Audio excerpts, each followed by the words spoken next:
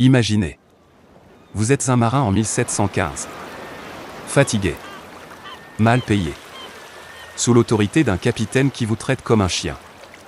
Le soleil brûle votre peau, la mer semble infinie, et l'ombre d'une voile noire surgit à l'horizon. Les canons grondent. L'abordage est brutal. Quand la fumée se dissipe, un pirate s'avance vers vous et vous lance un choix. Rejoins-nous. Ou continue ta misérable existence. Que feriez-vous ?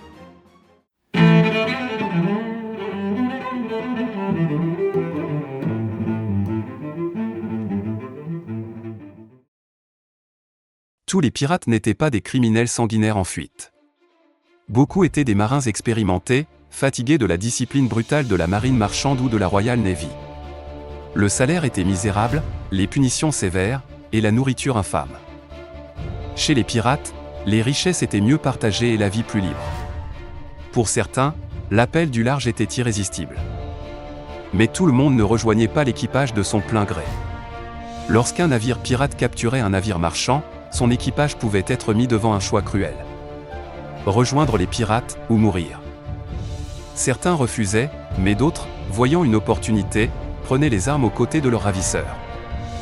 La Royal Navy et les corsaires perdaient régulièrement des hommes, séduits par la promesse d'une vie sans chaîne. Il suffisait qu'un capitaine pirate fasse une offre convaincante à un port pour voir des marins de la flotte royale disparaître dans la nuit, pour réapparaître sous le pavillon noir. Contrairement aux navires marchands où seuls les officiers et les armateurs s'enrichissaient, les pirates partageaient le butin entre tous.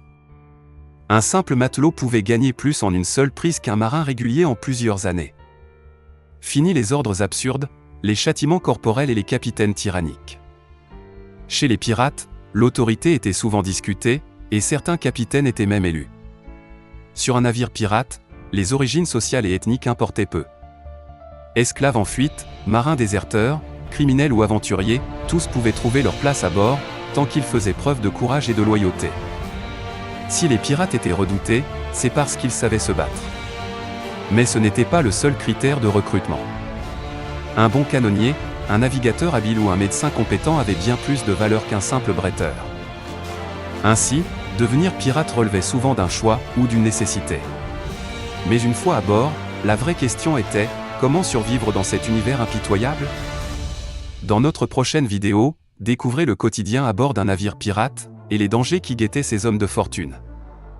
Si cette plongée dans l'univers des pirates vous a plu, abonnez-vous à la chaîne et hissez le pavillon noir en activant la cloche. À très bientôt pour une nouvelle traversée, sous le pavillon noir.